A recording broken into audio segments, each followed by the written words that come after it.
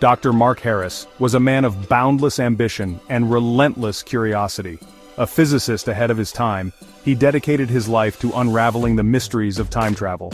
In 2154, after decades of tireless research and countless failed attempts, his groundbreaking invention, the quantum chronosphere, was finally operational. This marvel of engineering held the power to transport a person through time, a feat once confined to the realm of science fiction. Dr. Haaris, driven by an insatiable thirst to witness the future firsthand, embarked on a perilous journey to the year 2254. He believed that by glimpsing into the future he could acquire knowledge and insights that would forever alter the course of human history. Ignorant of the desolate landscape that awaited him, he stepped into the chronosphere, his heart pounding with a mixture of trepidation and exhilaration. The journey through the annals of time was an experience unlike any other. Dr. Haaris witnessed the tapestry of history unfold before his very eyes, a breathtaking spectacle of triumphs and tragedies. As the chronosphere approached its destination, the vibrant hues of a thriving civilization gradually gave way to a desolate and eerie silence. The air grew heavy with an oppressive sense of foreboding, a stark contrast to the anticipation that had filled his heart just moments earlier. The chronosphere materialized in what appeared to be the ruins of a once great metropolis. Towering skyscrapers, now crumbling relics of a forgotten era, pierced the sullen sky. A thick blanket of smog obscured the horizon, casting an eerie, otherworldly glow upon the desolate landscape. Dr. Haaris had arrived in a future devoid of life, where the echoes of human laughter had long since faded into an unsettling silence. It was a sobering reminder of the fragility of existence, a testament to the ephemeral nature of even the most enduring civilizations. Dr. Haaris ventured into the heart of the deserted city, his footsteps echoing through the desolate streets. The silence was deafening, broken only by the mournful whistling of the wind as it whipped through the skeletal remains of buildings. The once bustling avenues, now choked with debris and overrun with vegetation, painted a grim picture of a civilization that had vanished without a trace. It was as if all life had been extinguished in an instant, leaving behind an empty shell of what once was. As he journeyed deeper into the ruins, Dr. Haaris stumbled upon a massive public display screen, its surface cracked and flickering intermittently. With a surge of anticipation, he managed to activate the screen, hoping to catch a glimpse of the events that had led to this catastrophic downfall. To his astonishment, a message flickered to life, its words etched in a desperate plea from the past. "This is our legacy," the message read, "a testament to our greed and our failure to heed the warnings. May our fate serve as a lesson to those who come after us." The message sent shivers down Dr. Haaris's spine, for it spoke of a profound and tragic truth. The people of the future had possessed the knowledge and the means to avert disaster, yet they had chosen to ignore the warning signs, clinging instead to their short-sighted pursuits. Their arrogance, their relentless pursuit of progress at the expense of the environment, had sealed their fate. The city stood as a haunting reminder of the consequences of unchecked ambition and the importance of heeding the lessons of the past. Driven by a morbid curiosity, Dr. Haaris continued his exploration, piecing together the fragments of a shattered civilization. He discovered remnants of once opulent homes, now reduced to rubble, their interiors filled with the dust of forgotten dreams. He found schools and playgrounds, now overgrown with weeds, their swings creaking eerily in the wind, a haunting reminder of the children who would never again fill them with their laughter. Every step he took painted a vivid picture of the vibrant life that had once thrived within these walls, a life that had been extinguished all too soon. The evidence of environmental catastrophe was everywhere.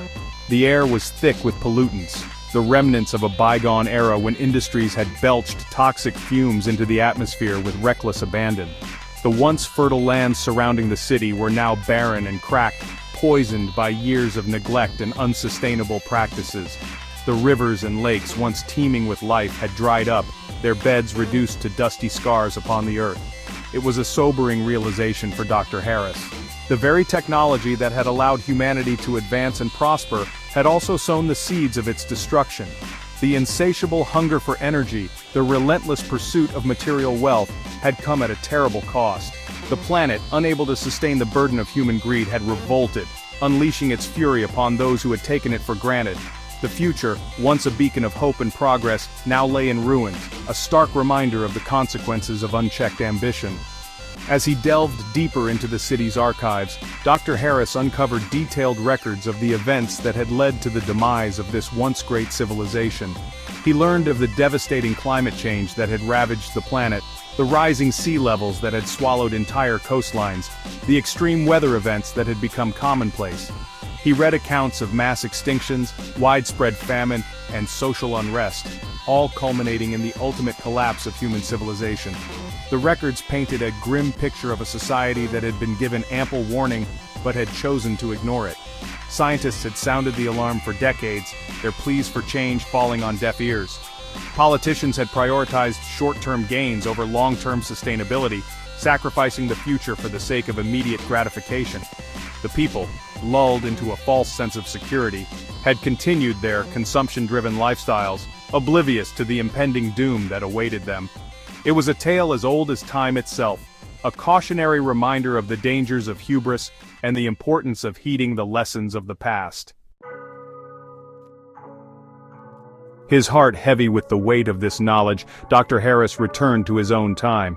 He was determined to warn his contemporaries of the impending doom that awaited them, to use the knowledge he had gained to avert the disaster that had befallen the future. He yearned to share the haunting images of the desolate cityscape, the desolate wasteland that had once been a thriving metropolis. He was eager to impress upon them the urgency of the situation, to shake them out of their complacency. However, fate had a cruel twist in store for Dr. Haaris. The time machine, in its maiden voyage, had exacted a heavy toll on his mind. The temporal displacement had scrambled his memories, leaving him with only fragmented images and disjointed recollections of his journey. The horrors he had witnessed, the vital message he carried, were lost in the labyrinth of his mind, trapped behind a wall of amnesia, inaccessible and irretrievable. He found himself back in his laboratory, surrounded by the familiar tools of his trade, yet he felt like a stranger in his own life. The memories of his journey, once so vivid and real, now seemed like a distant, unsettling dream. He could remember the oppressive silence of the deserted city, the eerie glow of the smog-choked sky, but the details, the specific warnings, the faces of the people who had sent the message, remained tantalizingly out of reach. Despite his best efforts, Dr. Haaris could never fully recall the details of his journey or the message he was entrusted to deliver. The future he had witnessed, the catastrophic fate he had been warned of, remained a haunting enigma, a chilling reminder of the potential for human folly and the missed opportunity to avert disaster. The lost memories served as a constant torment, a cruel reminder of his failure to fulfill his self-appointed mission. His story stands as a stark reminder of the fragility of time and the importance of heeding the warnings of the past, for we may not get a second chance. The future, after all, is not set in stone. It is a tapestry woven from the choices we make today.